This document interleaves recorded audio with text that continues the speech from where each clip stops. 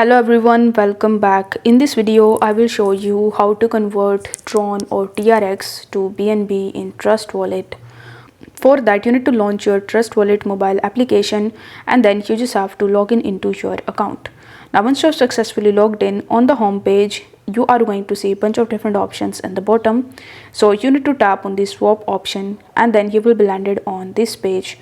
Now over here, as we want to convert Tron into BNB, in the first section you will have to select Tron.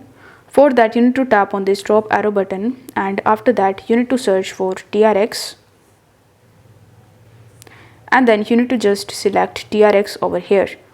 Then in the to section you will have to tap on this drop arrow button and after that in the search bar you will have to search for BNB and then you need to tap on BNB. Then you need to enter the amount of TRX that you want to convert into BNB and after that you will have to tap on the convert option. Once done, you will be landed on the next page where you need to review your conversion and you need to tap on the convert option in order to confirm it. This way you will be able to easily convert your TRX into BNB on Trust Wallet. So if the video was helpful, then don't forget to like the video and subscribe to the channel. Thank you so much for watching.